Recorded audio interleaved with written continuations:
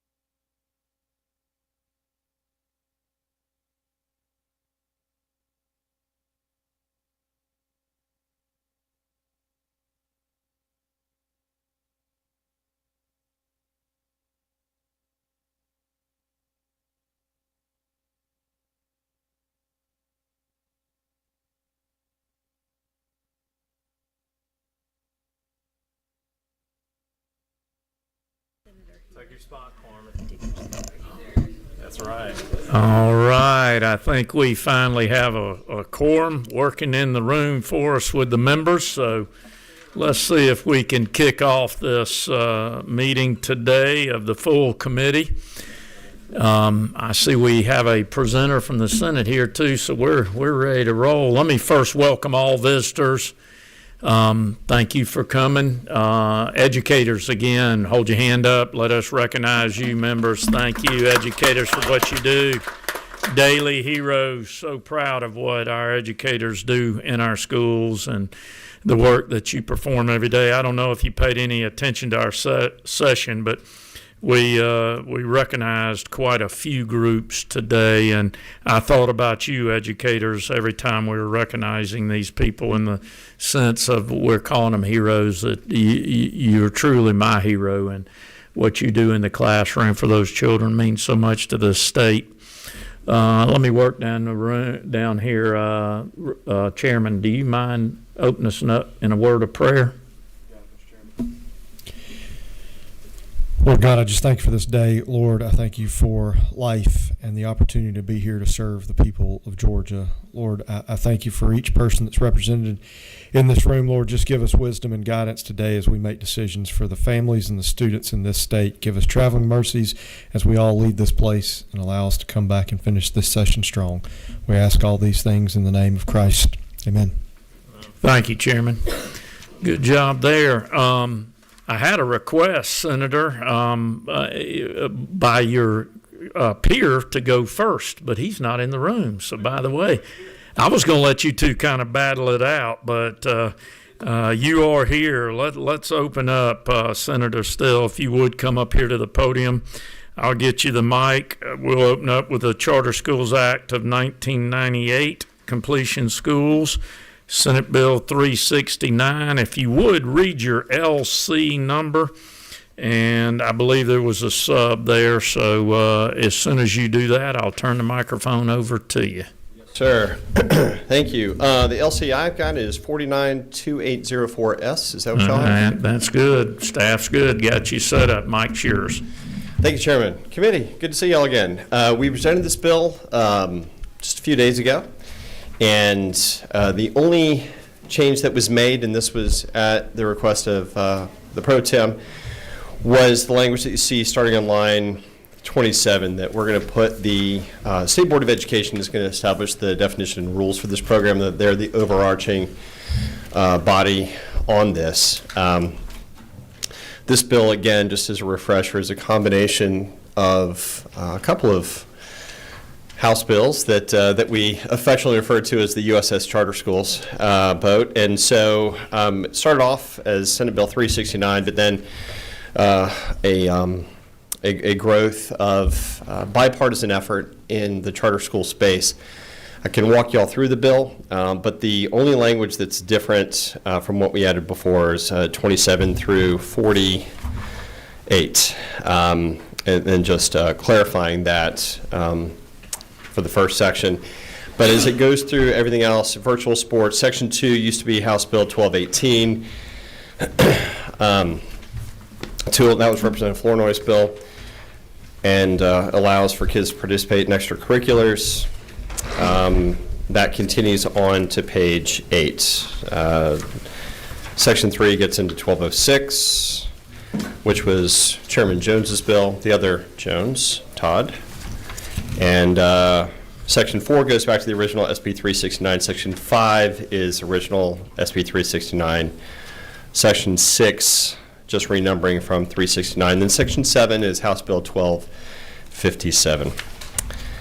Happy to take any questions for those of you that are maybe seeing this for the first time, but I think this is one that is probably one of the most beautiful bipartisan bills that we'll see this year. Thank you. Thank you, Senator, and good bill. Thank you for the additions on line 27 through 48 there since the subcommittee work that we did on this. You do have a couple of questions. Let's start with number 25. Thank you, Senator. I just want to say I appreciate your collaborative work and being flexible with this bill and presenting this. And this is a great piece of legislation, and I do really appreciate your work and at the appropriate time. Thank you. Representative number 15. Who is 15? That's me. Thank you so much, Mr. Chair. Thank you. I was speaking to somebody about this on the way over, so I just want to make sure I understand. There's no section that allows a charter school to change what it is, right? To say, I'm this kind of charter school, now I'm going to convert myself to this kind of charter school. So this bill started off as specifically a dropout recovery school. Right, okay. So, but that's still under the charter schools, which then the State Board of Education is still going to establish the overarching rules to that. So it's not changing anything other than that. Okay, so what I understand is just to try to get some measurements, basically comparing apples to apples within the dropout charter school system. Ma'am. Okay, Yes, ma'am. Thank you. Great. You have one more question, too, number 14. Adenia. Thank you, Mr. Chair. Do I have it? Yes. Okay, thank you, Mr. Chair. Hey, Senator Still. Good to see you. You too. I had a question. Now, would this bill address resources for kids with disabilities? Would there be any overcrowding issues? I don't know that we're having that issue with charter schools specifically. So everything in this bill is only pertaining to charters. It's not getting into, doesn't address school population census or anything like that. Okay. As kids are choosing to enroll in those programs. Okay, thank you. All right, seeing no more questions, good bill here. Let's, members, I think we have number 25 has a motion. Yes, I'd like to make a motion on Senate Bill 369 do pass. We got a motion and a second, and seeing no further discussion, all in favor say aye. Aye. All opposed, like sign. Your bill passes. Thank you, Senator. Appreciate you and your time and your work and your collaborative work with the House and here on your bill. Happy to. Who is going to carry your bill in the House? Jan Jones. Who is? Jan Jones. Jan Pro Tem Jones. Good. You know, she's going to go out on a high note and carry another great bill. Another great bill. That's exactly right. Do y'all need me to does. filibuster and apologize for any other antics happening in the Senate right now? Because I think we're. I think they, We're going to say no to the Senator apology. Amen. Yeah, good point down there, Representative. All right, Senator, thank you very much. We will see if we can contact Senator Dickerson and to see if he can come in the room to present his Just bill. texted that he was on his way. Let me let him know.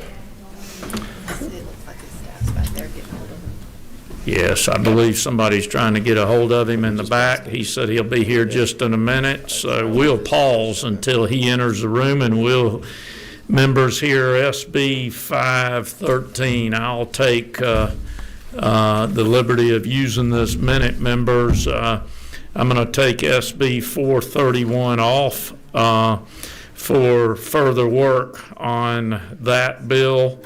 And so we will not hear that bill on the agenda today, so our last one will be 513 when that.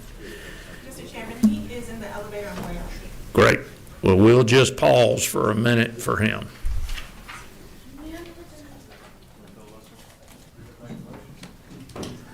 Yeah, be careful.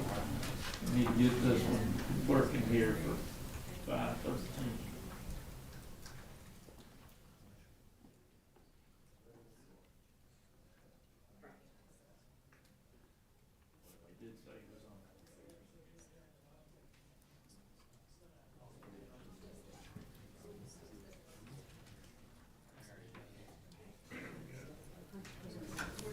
Hey, Senator, come here to the table here. We'll put you up. Senator Steele did a fabulous job before you, got his bill done very quickly and very appropriately. So what we've got is, members, Senate Bill 513. Senator, if you would, read your LC number to us, and I'll turn the microphone over to you. Okay, Mr. Chairman, thank you so much. We're working off of LC 610484, S as in Sierra. That's correct. We're in good shape. Microphone's yours. Thank you, sir. Mr. Chairman, members of the committee, thank you for allowing me to be here today. Today we're going to talk about Senate Bill 513. And this bill basically looks to advance and kind of work against the issue that we've seen as chronic absenteeism in our schools over the last several years. It's a pretty straightforward bill, pretty clean, pretty simple. This bill requires that every local school district has at least one attendance review team. Individual schools with chronic absenteeism rates of 15% or more must also have an attendance review team. This legislation makes chronically absent students temporarily ineligible to participate in extracurricular and interscholastic activities. We've got students ages 15 to 17 who are non-compliant with their attendance intervention plan may be prevented from obtaining a driver's license or permit. And contrary to a lot of media reports, this legislation does not suspend active driver's licenses or permits. Mr. Chair, Great. I'd be happy to answer any questions that you or the committee may have. Perfect. Thank you, Senator, and good work on this bill. Let's start. You do have a few questions. Number 27, Representative Wade, that's you. Thank you, sir. Thank you, Senator, for bringing this bill. Just for clarification, former school board member for many years, so we had lots of discussions even at the board level regarding absenteeism, and our schools have had these. Are you aware of how many schools in our state do not have an existing team that is addressing absenteeism in their local school? No, sir, I'm unaware of the exact number of schools. I do know that for the 2024-2025 school year, the chronic absenteeism rate statewide was 19.5%. Okay. No, I completely agree with it. I just want to make sure that I would believe that most schools have one, and I'm not certain that just having a team is necessarily the only way to take a bite of this apple. The other question I have is, oftentimes, especially in middle school, well, even prior to middle school, elementary school, but most extracurricular activities begin 5th, 6th grade.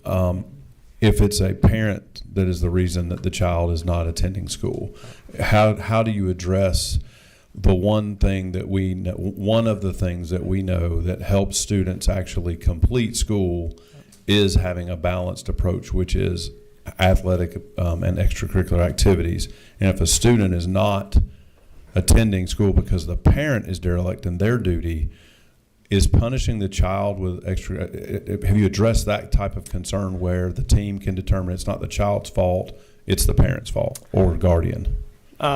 Yes, sir. We think so. You know, the great thing about this legislation is if we push it down to the individual school districts and schools themselves. You know, we looked at this thing, this bill came off of Senate Bill 123 last year to kind of really start looking at that chronic absenteeism rate. And, you know, we had a study committee last year as well. We came up with 14 or 15 different items on that study committee. These were the top 3 or 4 that we kind of pulled out that we felt like that made a lot of sense. And one of the things we wanted to make sure of is that we weren't really kind of overseeing this from the state level. We wanted this to be pushed down to local school districts, to each school itself, because we know that every school system and every county as well, they're unique. So what's you know, what applies to Cherokee may be different from Dooley County. And so that's part of the responsibility that we're pushing down to the school districts and the schools themselves, is we understand that, you know, we want them to, when they talk to the student and they talk to the parents, to understand what that issue is. And we really leave it down to the school to have their own flexibility to define, is this an unexcused absence or is it just an absence? And so by empowering the schools individually to do that, if it was at fault of the parent and not of the child, then the school still has the flexibility to make that determination. Again, what we're looking at is unexcused absences, not just, and there's a difference there, and we've kind of defined what those differences are. Okay, thank you, Representative. Thank you, Senator. Going to keep working around the room here. 21 next to me. Thank you, Mr. Chairman. Thank you for bringing this bill. I want to dig into Section 5 real quick, because I think that, to your point earlier, that's going to get a lot of attention. I've already made people upset taking away their cell phones. I get nervous taking away their driver's license now. 2 questions as it relates to line 157, 158. What does a student have to do to be considered in compliance with their attendance intervention plan? So how we've defined it currently in here is that the student, once the school identifies that there's an issue with chronic absenteeism, is what they do is they reach out to the student, they reach out to the parent as well. And so whenever they've scheduled the dates and they're saying that, yeah, they're going to come in and review and be in attendance for that intervention plan, then they somewhat come into compliance. So we understand to where if let's just say their chronic absenteeism rate today is 14%. We know that that's not going to change overnight, right? I mean, it's going to take some period of time to work that percentage back down below 10%. But the one thing that we want to make sure of is, in order to be compliant, is that the student and the parent has come in and spoken to the school system. They have all looked over the plan, and that the student has signed off on it. That then becomes, in our eyes, and the way that we've drafted it, that student then would be in compliant of this plan at that time. Now, is there? Can we have basically a second or a third if we've come up with that intervention plan and then that student is not complying with it at all? Then we could have another intervention there to where the school could come back in and say, okay, look, let's have another sit down again, because now you're not being compliant with it. Hopefully that framed out, Representative. And you've talked with driver services, and they've kind of blessed this, and they have the capability to. So if I'm a typical student who's not on a plan, is there a box I've got to check, or this doesn't even come up when I'm No, sir, Mr. Representative. So if I've got a license right now, you're not taking away my license, you're not, is it suspended? Is it put a hold on it? So if you currently have a license now, and you wind up being defined as chronic absenteeism, unexcused absenteeism, there's not going to be a change to your driver's license. We're not going to revoke any, we're not going to suspend any, we're not going to hold any. It's just if you don't have your license yet, what we'll do is we will, if you are deemed chronically unexcused, then what we'll do is the Department of Driver Services will put a hold on that license until you've worked out and complied with your plan. But again, we're not going to revoke anybody's licenses. We understand that there are the different parts of the state do different things, and again, you have rural parts of the state, and you have more metropolitan areas of the state. And we understand that in some of these counties, these students, they're working part-time jobs to help supply and help feed their family, and so we want to make sure that we're very cognizant of that fact. And so that's why we don't want to take away their driver's license. Okay, thank you. Yes, sir. Going around the room, number one. Oh, let me cut mine on. Going on around the room, number one. Thank you, Mr. Chairman. The question, I guess, lines 56 through 59 gives examples. Are these just examples? I thought band was a credit course, or is it not a credit course? I don't know, but do we need those examples in there? We did define them just to give some clarification, and if you'll give me just the opportunity to kind of shed some light on that. So there are some, in regards to these extracurricular activities, let's just say that if you have a course, let's talk about band for a minute. Mm-hmm. If you're taking a course that's during the normal school hours, and one of those is band, and you take that course to get credit, then that's not going to, if you are chronically unexcused, then you still go to that class. There is no issues with that whatsoever. But if you wind up wanting to participate in an after-hours activity that may involve the band, then you would not be allowed to do that under this program if you were not in compliance with your intervention plan. And follow-up question. So in compliant means just that your parents and you came in, signed a form. It doesn't mean that you actually meet any goals. It just means you signed the form, right? That is the way that's currently done is correct. Now, again, we understand by the time all this comes around, you may be at 12%. As a chronically unexcused rate, maybe you were out for an entire week, and you deemed it wanted to be in 12%. Well, we know that the what's deemed chronic absent right now is a 10% level. So, in order to get that percentage back down, two things are going to happen. Number one is you're going to have to have more school days. And number two is you're going to have to be in school those school days to get that back below 10%. So that's the way that's currently laid out. Again, this is a multi-tier plan. Okay. And think of the first one more or less as, I don't want to say a warning, but that's basically kind of what it is, if you're deemed chronically absent, then we're going to have you come in, have your parent come in, we're going to set up the plan, we're going to understand all the issues that may be playing into why you've been, have a lot of unexcused absences. And then as long as you sign off on the plan, then now you are in compliant. Because again, we know it's going to take a little bit of time for you to work that down below 10%.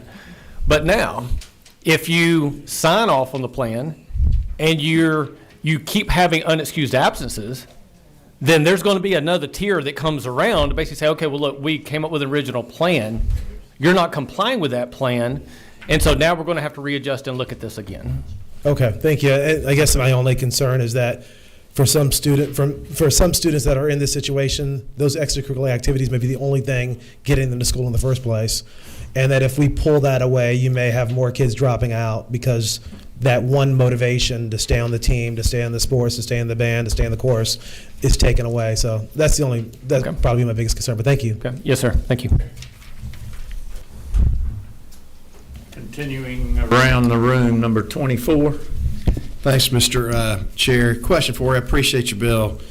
When you started mentioning extracurricular things like that, I kind of had a question for you. Yes, sir. There's a difference in co-curricular and extracurricular activities. A co-curricular activity school would be such like an FBLA, FFA, HOSA, those kind of things, and they're part of the grade of the class they're taking during the day. And so if it hurt, would they be included, or it would be a friendly amendment to exclude co-curricular activities? Because I would hate them to suffer academically too, Right. just the way co-curricular is. And I think the way it's written, it says extracurricular, but some schools may infer co-curricular and get it mixed up, and they would hurt the kid. Yeah, Representative, it's a great question, and we've actually gone back to Ledge Council with this a couple different times because we've had some very similar questions. They feel like the way that they have it drafted, it covers that from that standpoint. Again, if any class is deemed necessary for your academic grade scores, then those aren't going to be affected by this.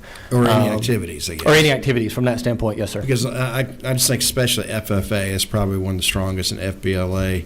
If they're in that class, or DECA, there's grades involved for those activities after school with speech contests, whatever they're doing, or making sure they show up to meetings. And if they're not showing up to meetings, they may be kicked out anyway. But you know where I'm going. I just want to make sure it's not a superintendent or a principal's going, oh gosh, am I violating state law for allowing this kid just go to a hog show? Yeah. And yet, if you go to the hog show, you know, and understood. You know what I mean? I do, and I think, again, I appreciate the question. I think it's very valid. We have asked Ledge Council this specific question a couple of times. Again, they feel like that they have it drafted correctly based upon that. And again, from my understanding and what we have expressed to them, any class that was deemed part of your academic curriculum that would affect your grade point average would not be included in this section. So you would still be able to participate in those type programs from that standpoint. That was the intent and the spirit of how we drafted it. Now, one thing I will say, committee, is based upon this is we know that this is not a silver bullet. This is not going to fix every single problem, every single issue that we've seen in every single school. And we know that. And the way that we've drafted this is if we need to come back in 27 or 28 or 29 and make some tweaks and adjustments to it, then we're all available to do that. And that's kind of, that was the thought process behind that. Again, we came up with 14 or 15 different items on that study committee in the Senate. We felt like it was overburdensome and not really particularly needed to include all those items on there. And we just pulled out the top 3 or 4 that we thought that would be the most influential and be the most impactful. Because at the end of the day, what we do know is if they're not in school, they're not learning. And that is about as basic as we can get. So, we're looking at all different avenues, whether that's sticks or carrots, to try to figure out what's the correct motivation to be able to get them to be in school. Because we know long term the success of the student, the success of the county and our state and country as a whole is they have to be in school. And then how do we continue as legislators to work through that process to make sure that happens? Since COVID, we've seen a large increase, pretty well a double rate increase of chronically unexcused absences, and it's just not coming back down. So, and that's been literally 6 years now. So how do we continue to work through that process? We tried to give it some time to facilitate kind of work its way back out, but it just never has gotten back down below pre-COVID levels. Yeah, and I understand, I agree with you. Is Michael Walker here, Ledge Council? No. Just to double check. The only reason I'm saying that, I would hate for something to snag you at the end since we're running out of time. Right. I didn't know if it'd be easier just do a clarification in there. Does not include co-curricular activities. What I'll be happy to do is I'll be happy to reach out to Ledge Council, or if the chair wants to do that, we can defer who wants to do that, just to get further clarification. But again, we've already asked twice, and we felt like based upon the spirit of as we had it written that they felt like they had it drafted correctly. Let's do this while we have other discussion, because we've got quite a few lights lit up. We'll ask Legislative Council to just kind of look if that we could do something with co-curricular, the grade end, if needed. And I would recommend, Representative Townsend, that you go down there and meet with her for a minute, and then I support the bill, by the way. Okay, understood. It's Understood. just friendly. Yeah, no worries. But I believe you'll have a few minutes to at least have a conversation on that before we make a decision. Let me go to number 27. Hey, thank you again, Chairman. And I appreciate the efforts behind your passion. We all want to see absenteeism reduced, especially unexcused absenteeism. Was there any debate and discussion regarding potentially unintendedly incentivizing students that get their driver's license at 16 that now will want to drop out sooner or to make other choices because again, I just think that I understand it. I mean, personally, my kids know that I have a bill that I've drafted that's in our house that I don't want them driving until they're 18 and have a high school equivalency. That's a policy position I believe in. 16-year-olds don't die if they don't drive.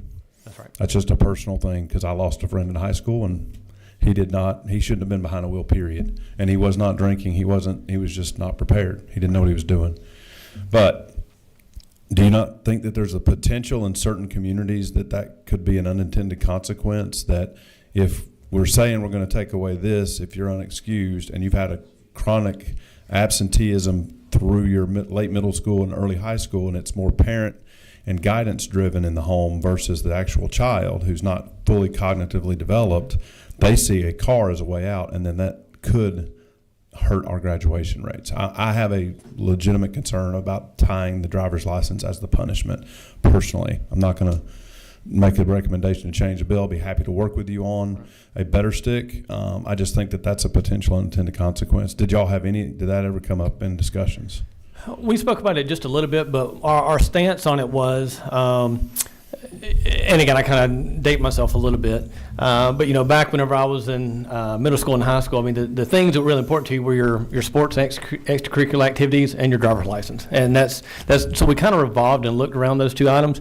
I think the stance that we took, while it came up briefly, the point that you brought up, we also know that if we need to go back and tweak this later, we could get enough. What our goal was to be able to get enough data for 1 year to kind of look at it and see if they make some of those tweaks. I know that we actually changed the effective date this the other day. It was actually going to be January 1st, 2027, and now we've changed the effective date to be July the 1st of 27 to where it wouldn't interfere in the middle of a school year. So that's going to put our data off just a little bit. Sir, do you have any concerns that we're going to have 180 different methods to track this for the data, and are you concerned about disparate impact where certain school systems are going to take a harder stance and use that stick more often? And I'm about local school board and all those things. Like I said, we had our own attendance structure where our community was involved. I just want us to really think through this policy. So I mean, we've thought about that, and again, that's part of the benefit of pushing this back down to the local school systems themselves. They make the determination. One of the thoughts that came up the other day, one of the questions that we had was, how do you know if because it's up to the school to determine if it's chronically unexcused or basically unexcused absence or an unexcused or a regular absence. And so the example that I said the other day was, let's just say in Cherokee County that every school was complying. We had no issues anywhere, and let's just say most schools their average was 7.5%. We're just taking a number, and then you had one school in Cherokee County that was 18%.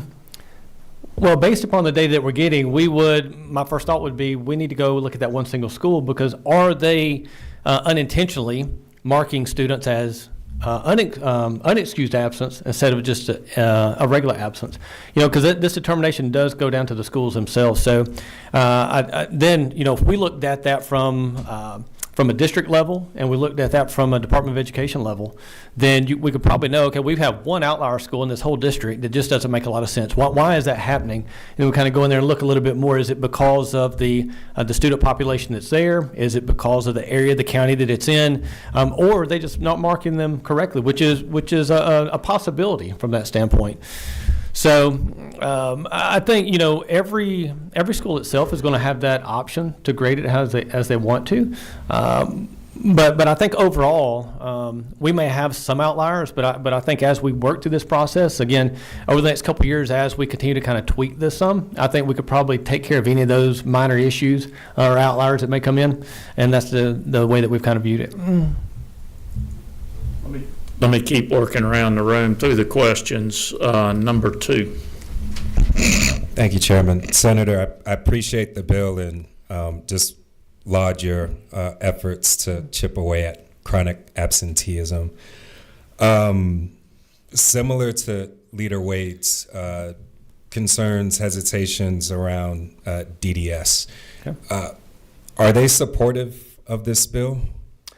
They are, from our understanding, all the times that we've spoken with them, they are supportive of it from that standpoint. And if you could shed a little bit more light in how those conversations went around the additional administrative burden that would be placed on DDS to maintain and verify eligibility. We've all gone through and waited patiently for our numbers to be called, and this adds a whole nother layer of administrative burden on what is already a pretty administratively intense process. And so just provide a little bit more context around how those conversations went with DDS.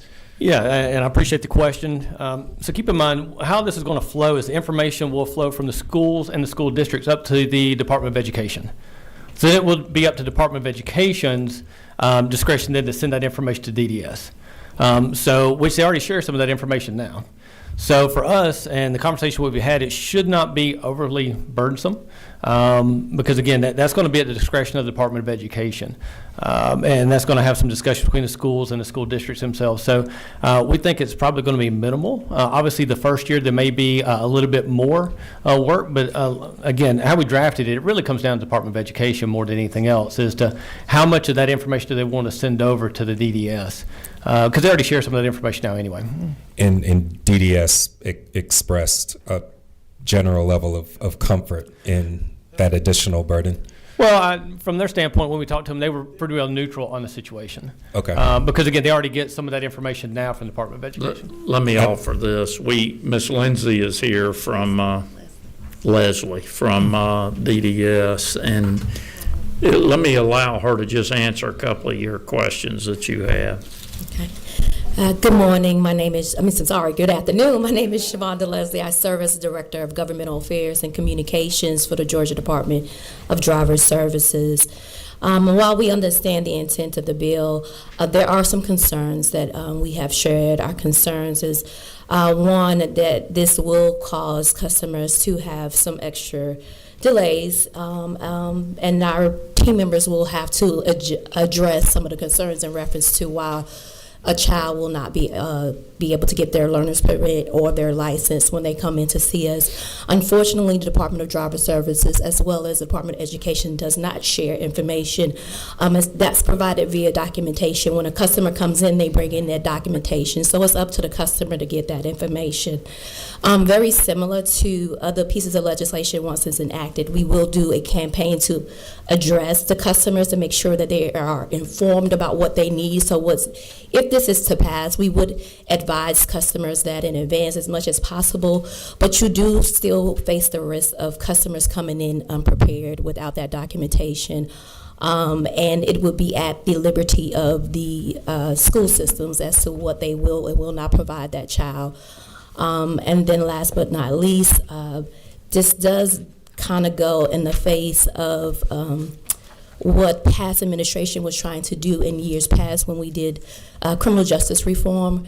There was a Senate bill, I want to say 101 or something like that, back in 2016, where we did away with non-driving offenses being related as to whether or not someone can get their driver's license. Thank you, ma'am. Let me do this if I can, and thank you very much for that information from DDS. Let me offer this, members, in light of your concern. Let's continue this talk. What I'm going to do for the senator is we'll make this hearing only today in hopes that we can make the changes that we need to make so this bill can make a difference. Let me state that chronic absenteeism is a real issue, and we have to give the schools some tools to effectively improve the attendance of the students. And so we will, we're very interested in this bill. Okay. I happen to have been around at a time where we had to produce the letters if they were more than 10 days and less than 10 days for the children to take to go get their driver's license. In some kids, it was effective. At that time, school chronic absenteeism was about 10%, about half of what it is today. That's right. So I will state that. I'm going to allow one more question. She's been flashing number 15 for a while, and then Thank you, Chair. I'll have Yeah, discussion. my questions have been heard and answered at some point, but I also wanted to thank the senator and also say that I just took a look at there was a long list of recommendations coming out of the Senate Study Committee, but to sort of give us all a pat on the back in that they're banning cell phones in high schools was also on that list, as well as doing hearing and vision screenings at a lot of different ages. And those are both things that we've accomplished already at least on our side. So I do commend us for, at least we are moving in the right direction. So thank you for the bill, and I wanted to just say, hey, yay. Senator, to be honest with you, I think truthfully a little bit of work here. We could be very successful with this bill. So with that, members, on this bill, I'm going to allow y'all to work with the senator if you would, and I would do that today so that we can have something back to us at our meeting Monday that we are going to have. And I think there's a few tweaks that have been announced here that can be done very easily and do exactly what you've been doing, and that's improving bills where they're effective out there. Let me then convert to this statement to you. I'm expecting a very active week next week. We all know about what deadlines create action.